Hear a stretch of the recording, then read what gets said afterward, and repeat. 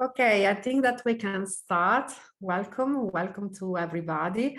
I want just to spend a couple of words to introduce this webinar, since you know that EUPRERA started this in the springtime to organize this webinar in order to share the knowledge, the projects, and the work done by our members. In this case, there is a work group, a research network about internal communication. So today, our EUPRERA talk is dedicated to internal communication, trends, challenges, and the most important topics that could be also useful for our future researches. As you can see, we have a lot of panelists because it's a very, there is a huge number of colleagues who are working on this topic. So thank you so much for having organized this webinar. And I want to leave the floor to Mariana Sueldo, who will manage this panel. Thank you. Thank you very much, Professor Ramenti. So now we can start by introducing ourselves, but I think that Mark would like to do that straight from the beginning with the slides, with all the names, if you don't mind, Mark, and then you proceed to your talk. Okay. Is that all right? It's all right. Thank you, Mark.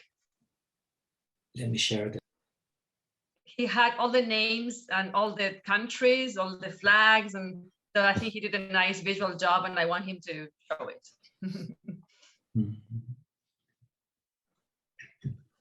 And we are still trying to connect their members. I don't know, they have some.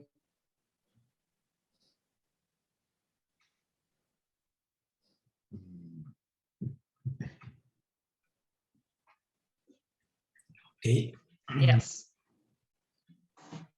I think now you can see. Yes, perfect.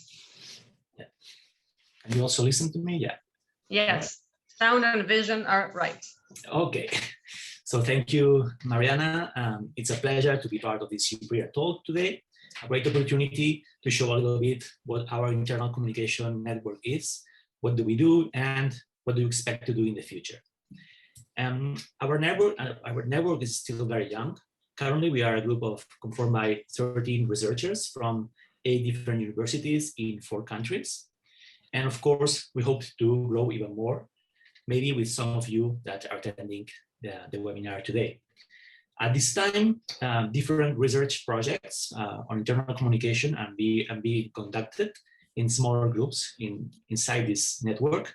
And that's the case of the research group conformed by Dr. Joan Cuenca, the leader of this network, Dr. Mariana Sueldo, and myself, Dr. Marc Comta, that could be entitled as the function of internal communication in Spain, past, present, and future. And I will summarize a little bit this research to see what we have been doing so far.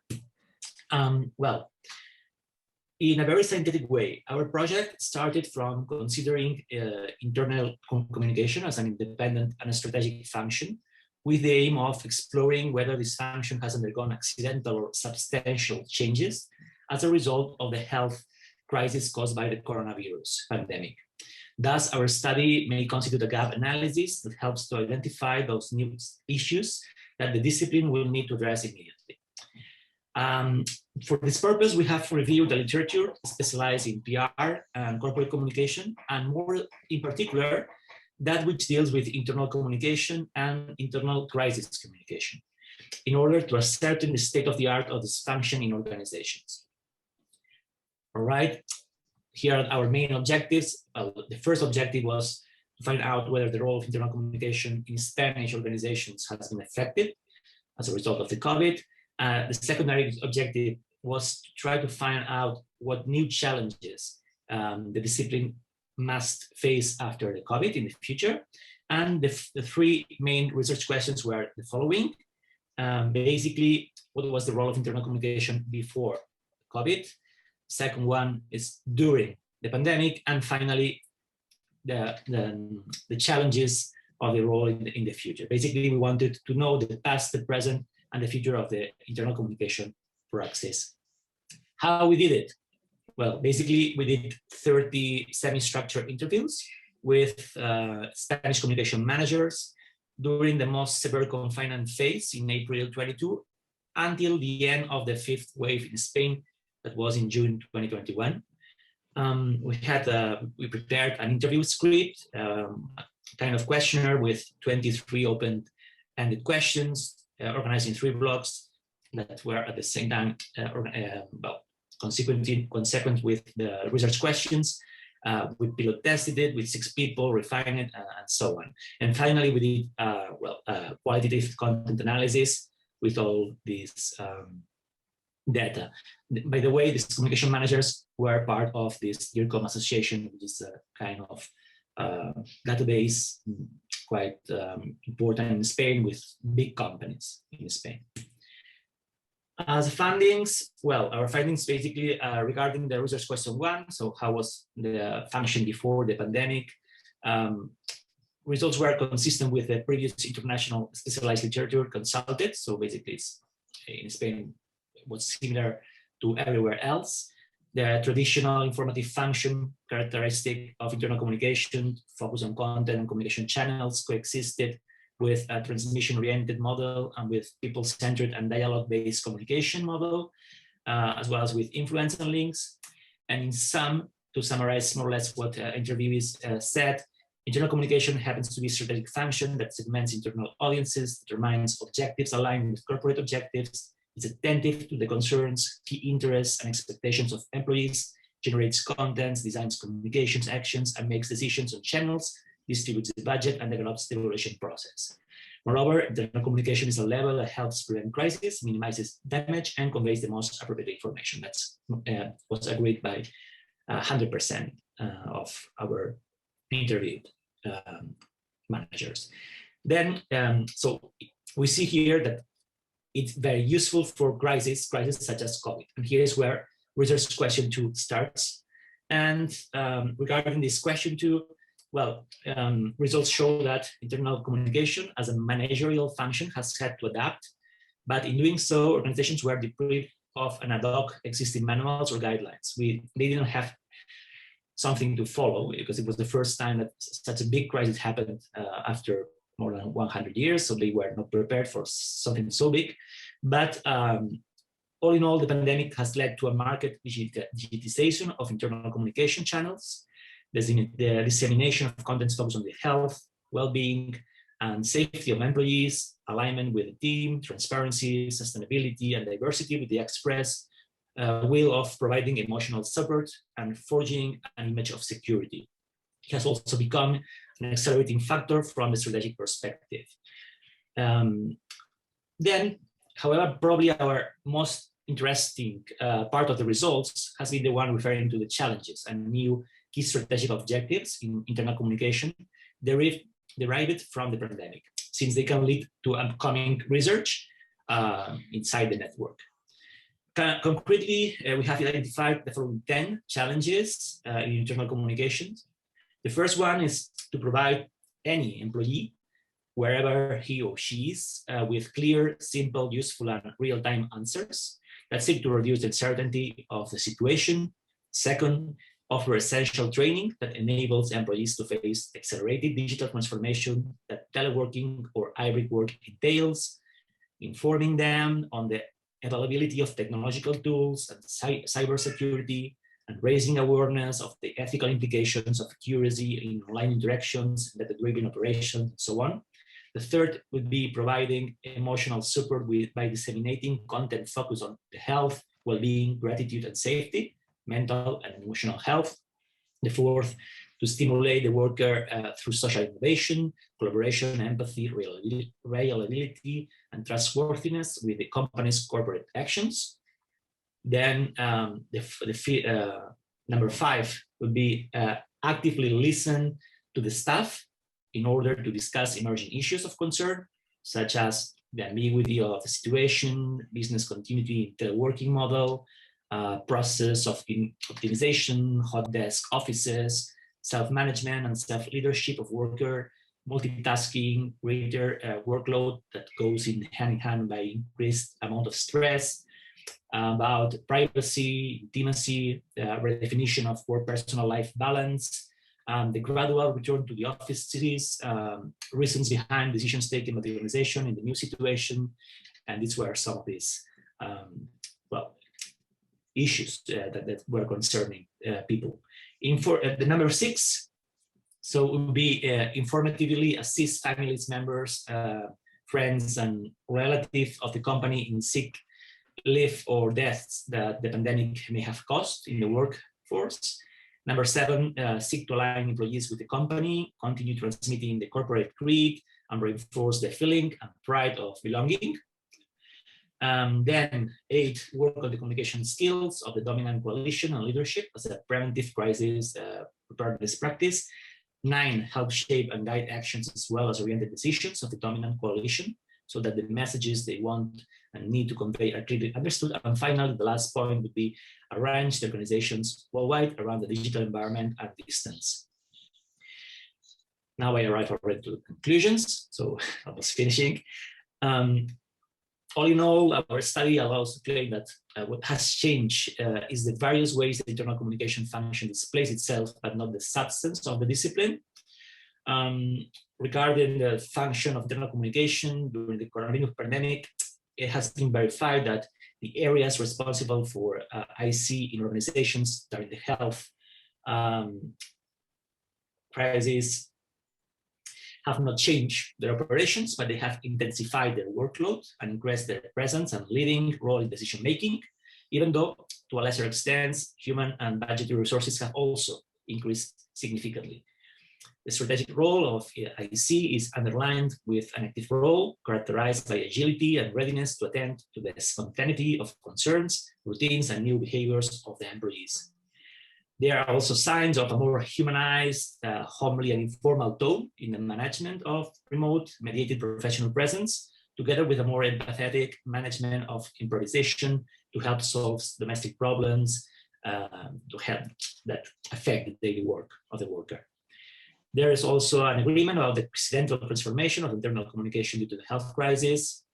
And well, finally, we would see that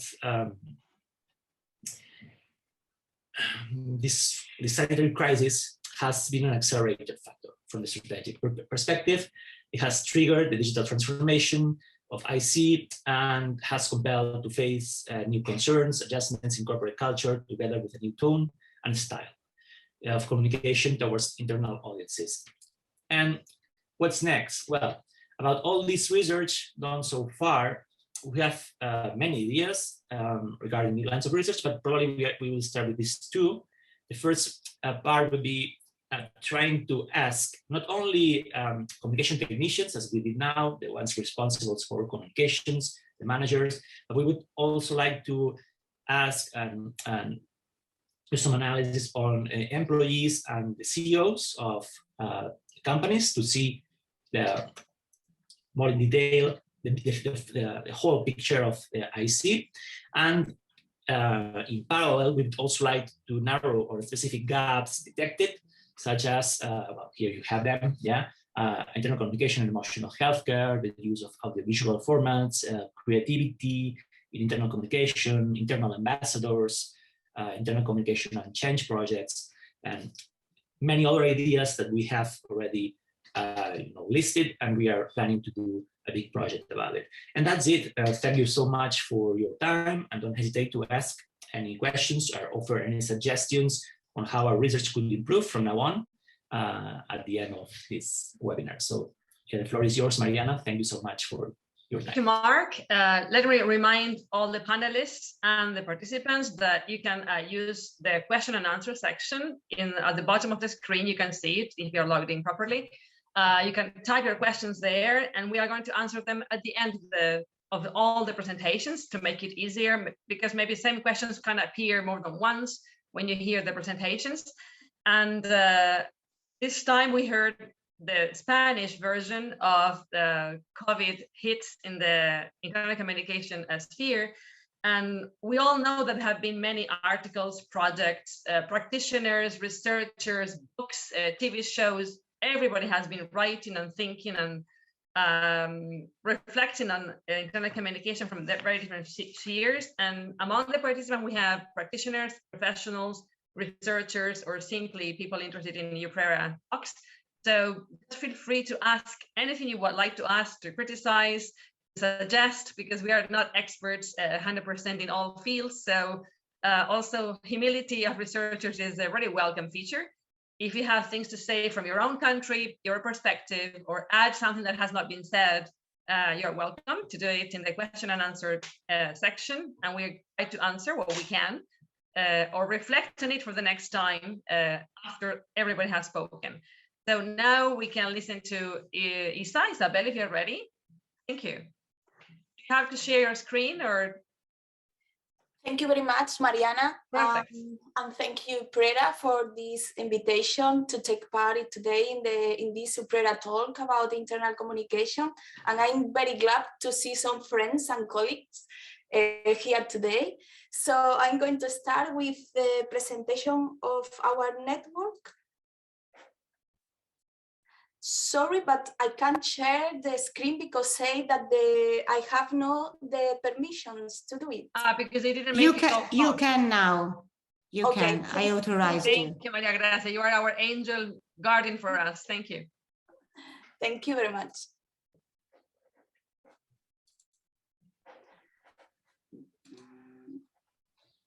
I don't know if you can see my screen now. It's charged. It's still perfect. We see it. Okay, we like great. to see the word happiness as the first word. Okay, thank you very much. So, well, we are going to present FEBICOM. It's a network at University of Malaga in Spain. And the name FEBICOM is coming from happiness, well-being, and positive communication in Spanish. So this is our research network. And mainly we want to constitute and to consolidate at our university a collaborative space to work on internal communication focused on happiness, well-being, and positive communication, and especially focus on research, teaching, and transfer. So it's not only happening inside the university, so we want to go outside the university. So we are a small network that we hope to grow up in the coming months and year. And we are at this moment 4 members at the University of Malaga: Pablo Díaz, Andrea Castro, Alejandro Álvarez, and María Belén Barroso. Today, Pablo, Andrea, and María Belén are with us, and Alejandro apologizes his accent because he is in Mexico. So the main research topics that are focusing our activity nowadays is positive communication, happiness and well-being, but also culture and transformation, a new kind of leadership related with this approach, and internal communication. And then we have a secondary approach to strategic communication and activism, B Corps, tribal bottom line, and purpose-driving communication, and finally, sustainability and biomimicry, sorry. So we try to link the main topic with the secondary also, because as you know, we have other topics. So we try to link the network activity with the research activity of the members. And these are some of the projects that are now happening in the network. So we are working in the visual identity of our network.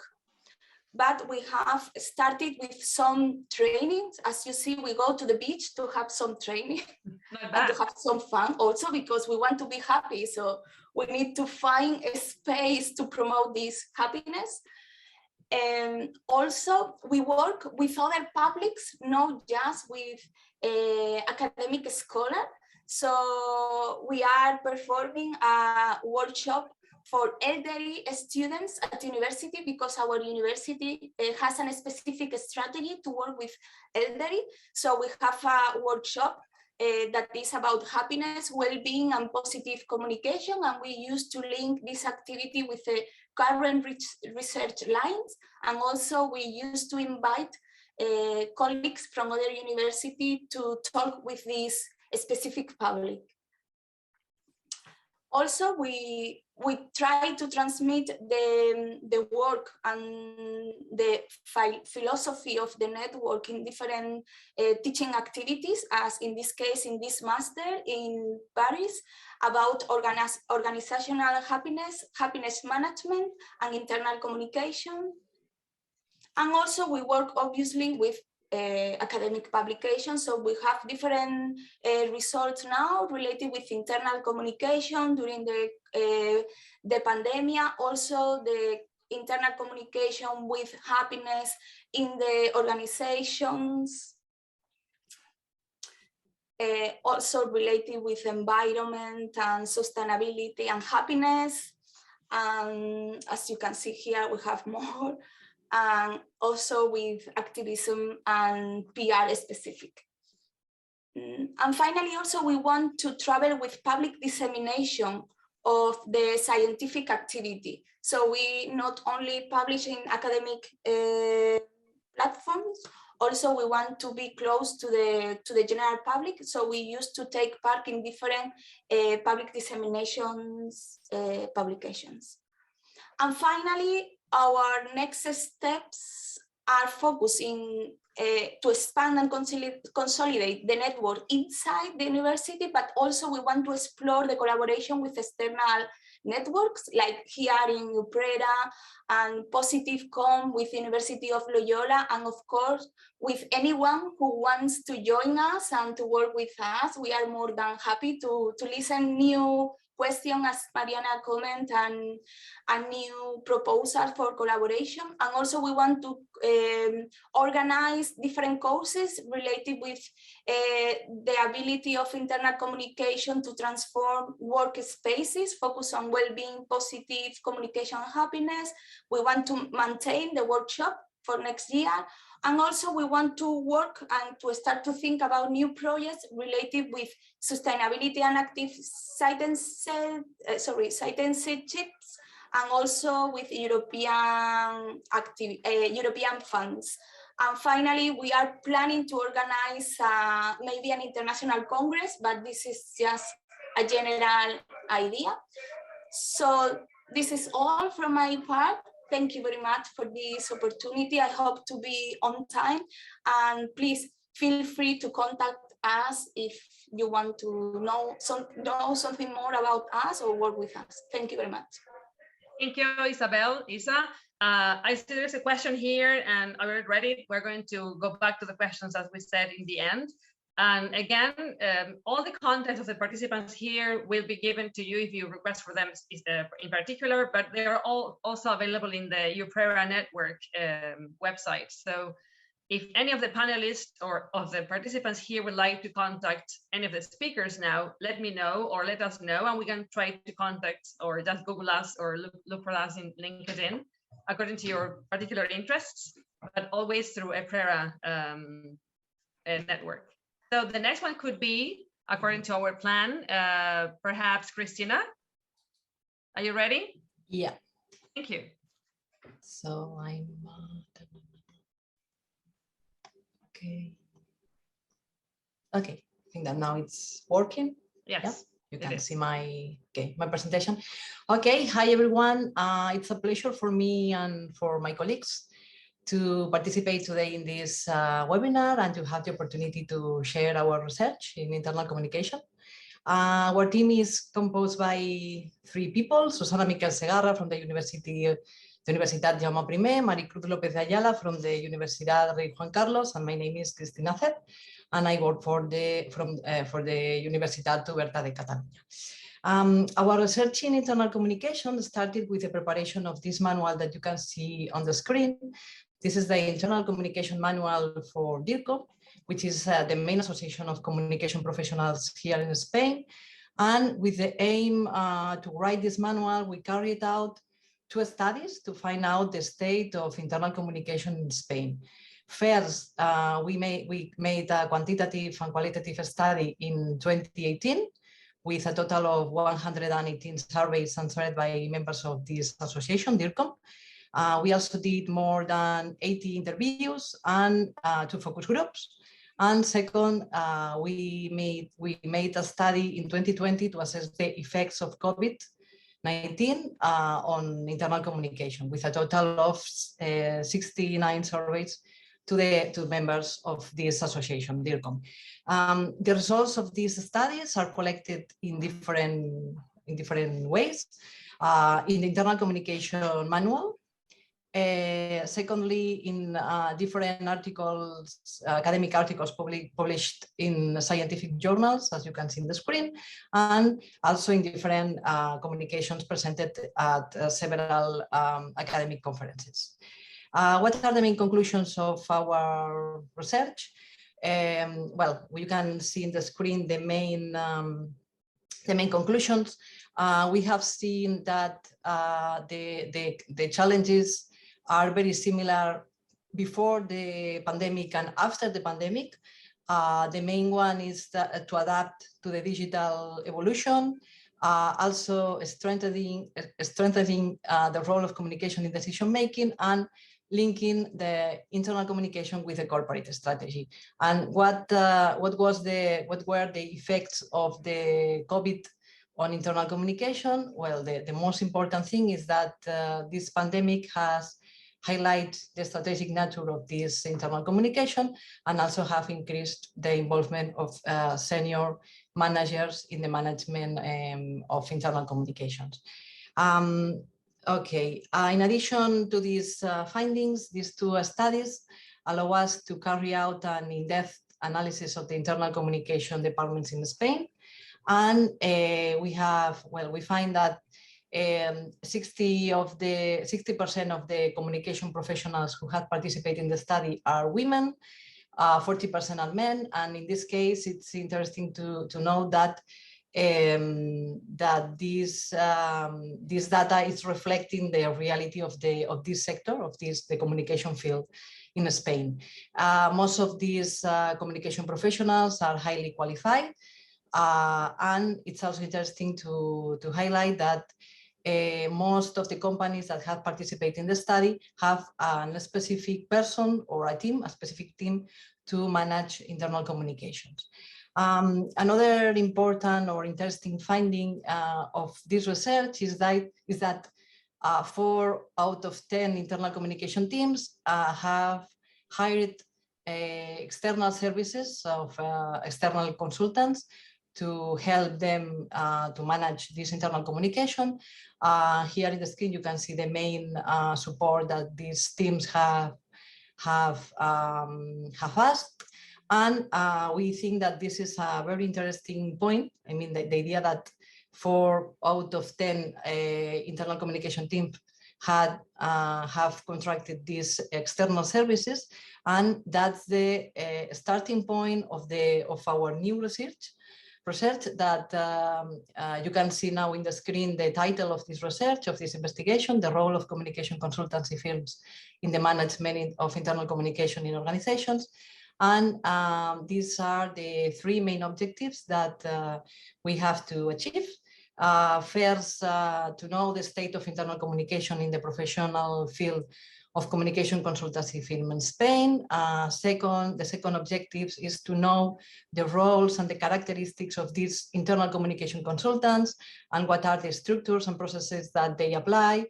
And finally, the third objective is to know the self-perception that internal communication consultants have of their specialty, of their work, and the present and the future of their work.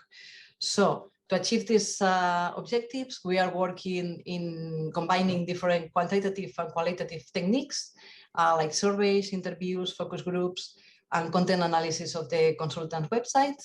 And the sample of this study will be the main professional associations and consulting associations in Spain. You can see in the screen the different names of these associations, and we'll be happy to collaborate with other colleagues to carry out comparative research in different countries, or whenever you want to expose. So thank you very much for your attention, and if you have any questions, we'll be glad to answer them at the end of the session. I'm not sure if I have. It's okay. Been it's okay. Talking Yeah. many. It's okay. So now we have the vision from the consultancy of the agencies who provide services to organizations. We had before the university vision, how to transfer and cooperate with other sectors. And the first with Mark was the point of view of organizations and the communication professionals. And the last one, but not the least one, Professor Elving, and now share his experience in this from a very, I would say, different angle. And that's also very enriching for us. You share your screen, or do you want me to do it, Professor Elving? I can share my screen. Perfect. One moment. Don't know whether you see it already. Not yet, but I'm sure it's coming.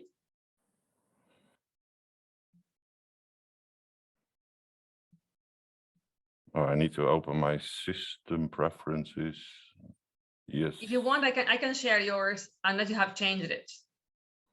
1 second. No problem. And participants, please, if you are curious or please could you share the screen, sure. Mariana? Thank you. I will. Thank you. Something went wrong. Just a minute. I will open your presentation and then I just share that screen. Okay, this is yours. Okay. So.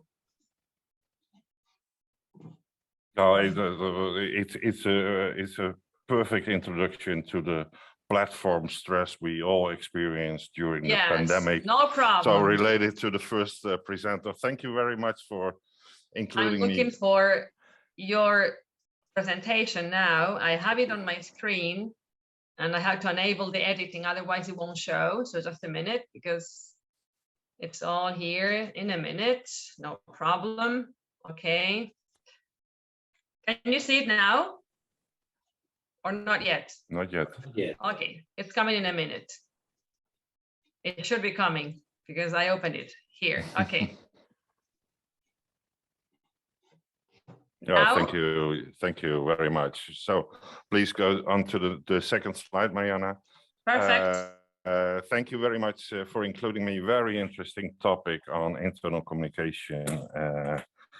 I have a long experience in doing research and consultancy in internal communication. That don't have recent insights, but well, let's base this on my long-term experience. Yeah, and on the picture, it's a container ship, and well, we all know communication is a container metaphor. There's a lot of different definitions, opportunities, fields of study within communication. What I experienced in this 25 years of doing research on internal communication, it's that it's not sexy. It should be there. It should be good. It should be. It's a kind of a hygiene factor. It's getting nasty when it's not good organized. Could you go to the next slide, please, Mariana? And I've tried to find out what will this nasty bit be, and focusing on internal communication during change, and clearly it came out that many of these change efforts fail. And we're really talking about 80–90% fail because of bad communication. And it's always, well, they're always immediately starting looking at the communication department well, they're doing a bad job. Mm-hmm. But communication is a responsibility of all members in the organization, and especially the C-suite, the management. Yeah, within change, they need to provide the right answers in this information quest. What will change? When will we change? Why do we need to change? How do we change?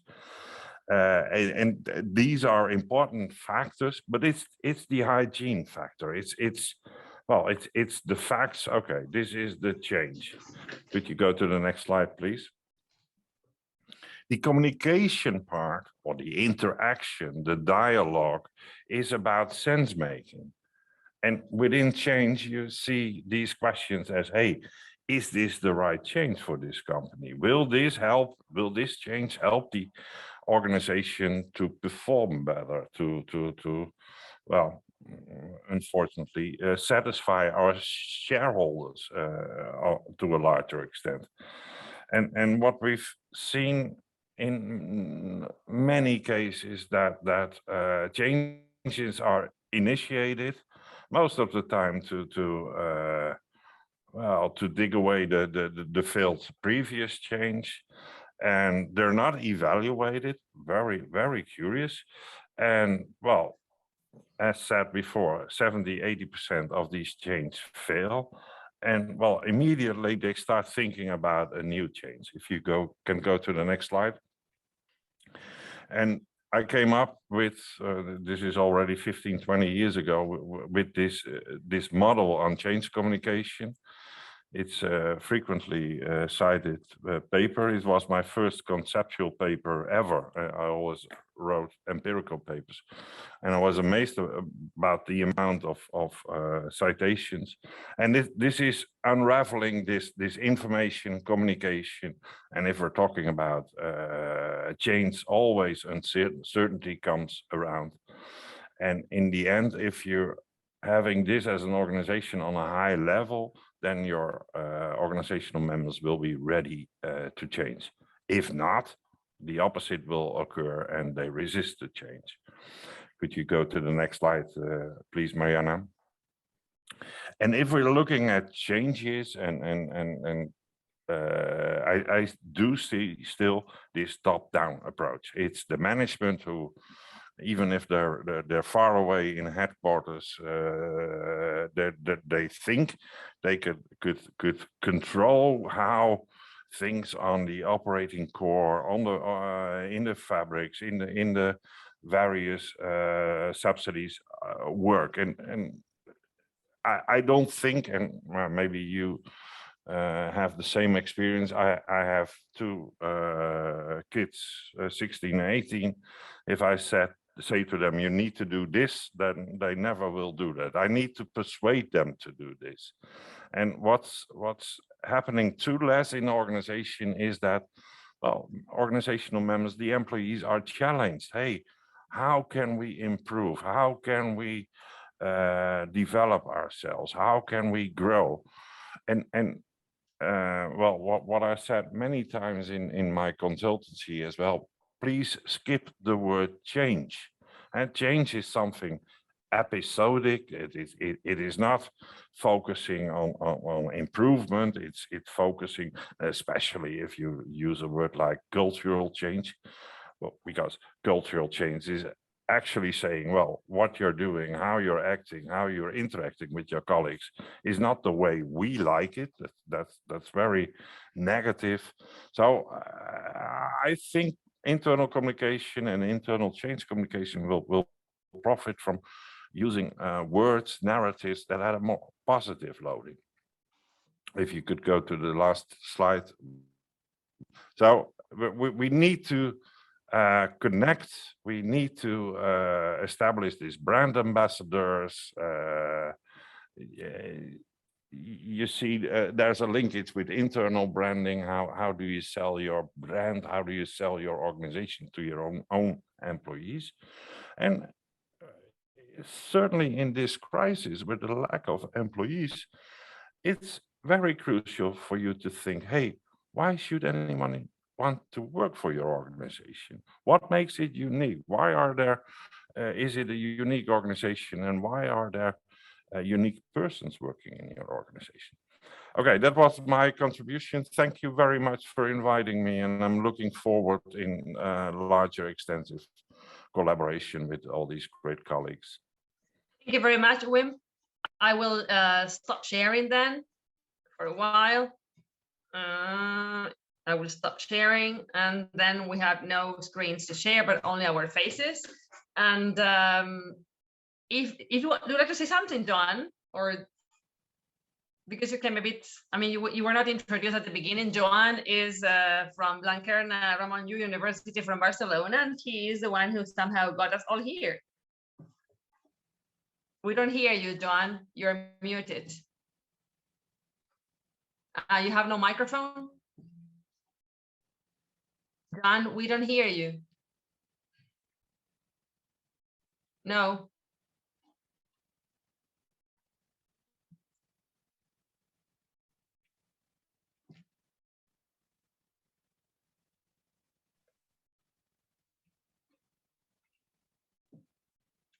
Shall I continue or wait? Okay, while you fix your mic, there is a question from the participants, from Mr. Pierboom, and I will read it for all of you. So if anybody has skipped it, we have seen that internal communication has become a major topic in the C-suite during the pandemic. Have you, all of us, also looked or are planning to do how to sustain this attention for IC in the C-suite? Does anybody here at the panel would like to say something about it? From the consultancy point of view, or from the professional's point of view? Christina or Mark, would you like to say it? Now? Yes, now we can hear you now. Yes, okay. Good morning to all, and sorry for my delay, okay? I will want to start again, but... You can start again if you want to, no problem, we still have time. Thank you for joining us for this webinar. As you know, my name is Joan Cuenca from the Ramon Llull University of Barcelona. And as you know, I lead this internal communication network. Although this leadership thing is just a formality, our way of working, as you can see, is very horizontal, rich, and with different working teams. Thank you to all my colleagues for your presentations. And in this webinar, as you have seen, we wanted to talk about internal communication, about the research that we are working on internal communication in different universities, okay? So the first universities to join, obviously, this network. I know the initiative started in Spain, and most of the universities at this moment are from Spain. But the goal of today's presentation is to broaden horizons. Okay. In this sense, thank you, Wim and Gisela from Netherlands and Portugal. We hope there are more teams that join with us very soon. The idea is this: to share these investigations, also to see if there is someone who is interested, for whatever reason, okay, in approaching any of the lines of work. Thank you, Mariana, to lead this webinar. So thank you to all for being here, and thank you, Virginia, Maria Grazia from EUPRERA. Thanks, okay? Mm-hmm.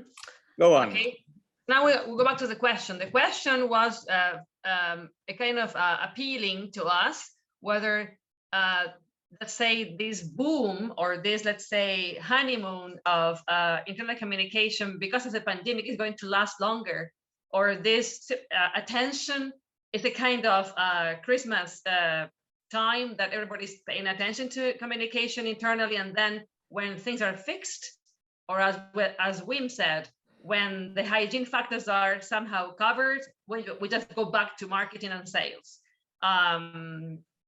What do you think about it? You are the panelists. I have my idea about it. Maybe somehow Christina, with the consultancy aspect of this research, can say something. And of course, Mark, John, and me intend to continue working with the C-suites precisely on this.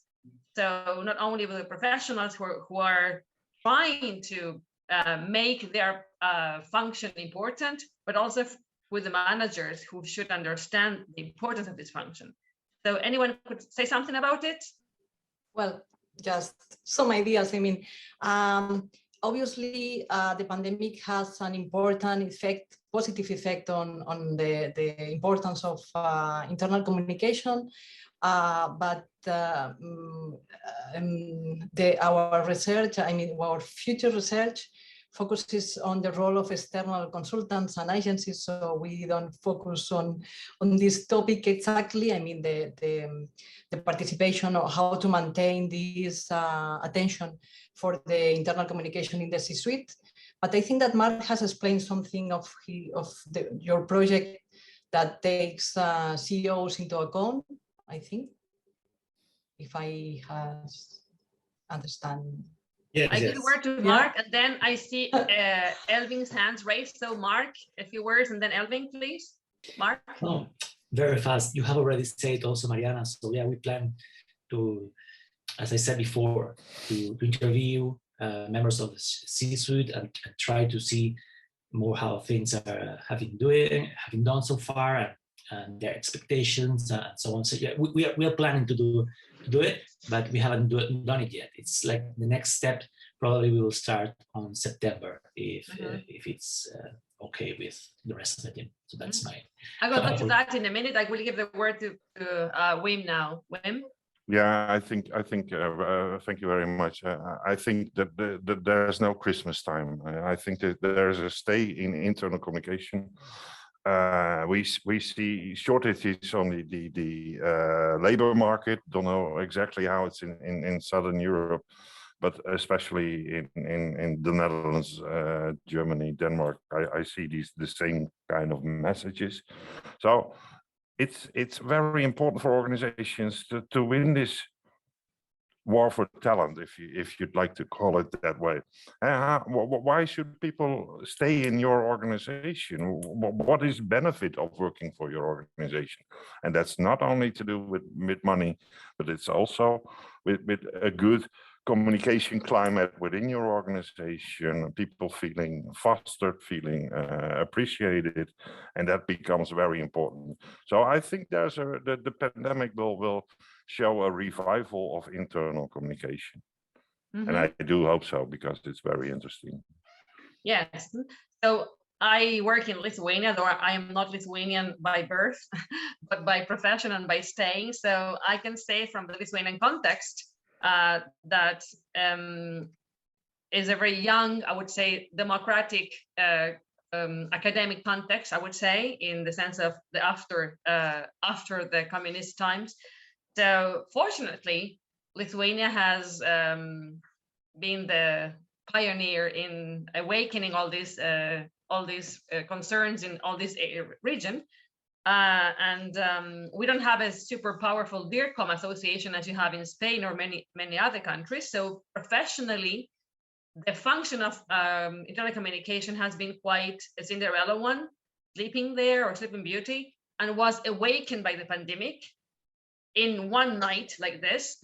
So if you see it from the job market point of view, and this is an interesting research piece that I would like to work on, because of the pandemic, job offers were floating the internet or LinkedIn looking for IC specialists that were not existent or were not so many before. And they had to work together with HR and with the marketing and sales and communications. So it was a niche that was very easily occupied and is growing. So from a very tiny, I would say, portion, it grew immediately and it covered a great need. So now this space needs academic training and professional training. This is growing very fast.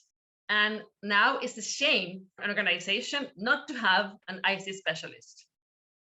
The hygienic factor of having IC as a function has grown into, you have to have an IC person, a human resource dedicated to this. If not, you are missing the picture.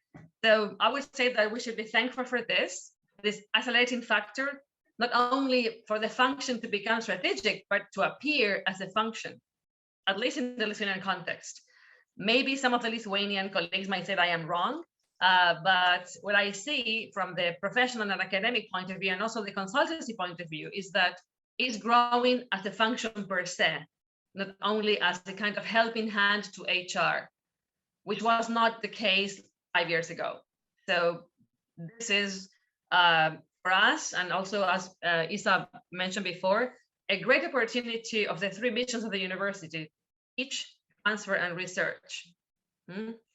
And also join academia and private and public sector, contribute. What do you think about this, Isa? You are working with the welfare and happiness of people, not only employees. So anything to add to this? Well, I think that you covered very well the issue. You know, it's the moment to have no excuse to do the correct things. So now, after the pandemic, we realize how it's more necessary than before to work about well-being and happiness as a consequence of well-being at the workspace. So as you say, we are focused to connect this approach not only internally at the university, also externally with other publics. But I think that the university, and especially the academic world, needs to reshape the way they dialogue and communicate with the employees, that they are the academics. So it's curious that we are talking about internal communication in other organizations, but we never reflect, or we should reflect more often about internal communication within the universities as a space where we need to focus on well-being, especially equal opportunities, equal gender opportunities, and many other issues that are affected people. And we can't forget that during the pandemic, you know, the teachers, especially teachers, were, because we were developing the teaching phase of the academic work, we maintained the academic activity, and especially the teaching activity within the universities, working from home with our own resources, in many cases without any support from institutions. So we assume a responsibility. So now it's time for universities, for academia, and for other organizations to assume their responsibility with the employees, in this case with the university. So we have like a two phase of responsibility, externally, but also internally. Perfect, thank you. Yes, I think that the burnout syndrome that everybody suffered is researched and is tested in all the fields of education, and not only in the business sector, for sure. Juan, you wanted to say something? You raise your hand. Juan? You raise your hand, Joan? No? Your hand is raised. No. But if you want one last thought, I think we talk about many things, but I think we must focus, and this is why we are here. For example, advertising talks about the product, okay? What should internal communication talk about? I say this because someone tells me recently, from emotional health to payroll, and so what exactly should you talk about? Should we talk about people? I don't know. This is the open question. Who else? Isabel, Isa, please. Just to answer Juan's question, I think what we need, when we talk about internal communication, we need to talk about people. And in some, you know, and anyone has different necessities. So maybe some are focused on payrolls, but others are focused on well-being. So we need to know the level of necessity of each member of this internal public, of these people, to know how to approach them and how to answer their questions. So maybe we need to start to ask people about what do they need when we talk about internal communication. Yes, otherwise we're setting the agenda as media people do. We tell you what to think about, and then we say. I said this, but because speaking with CEOs, this is not clear for them. Yes. Well, the question is that this is the point that answers partly the question that everyone asked here. What is our agenda for the CEOs? They can pick from the menu, and it depends on what they want to invest and how they understand IC. Is it just the air that you need in the room, and when it is bad, you open the window, or is it oxygen that you need every day and you have to pay for it? So it all depends on the CEO understanding, and that's why I go back to what EUPRERA is an association so far in Europe, but also global, for education and research. So here is part of our educational role as academic members and also as practitioners, some of you or us, to also educate the C-suite for executive education. And this is the main vacuum. They sometimes don't get it. They want in telecommunication people to bring data, numbers, and sometimes the same happens when, because other professionals do it. So our challenge here, I would say, is to provide data-driven and research-based education. That's why we are researching here. Give them hard stuff. And then let's say that we have this menu and we have this data. What is this, the pain you have in your organization, and how can I help you solve it? And this will give you the topics and the strategies. This collaboration is not just imposing on them. Any other view on this? We have no minutes left. It's exactly time to finish. So if any of the participants here or the panelists or the people who are listening to us would like to say something, it's your chance now, or just email or text us individually or to our EUPRERA organization. So thank you very much for joining us today and for challenging us with questions, or at least with ideas for the future research. And see you next time. Thank you, Bye. Mariana. Bye. Bye.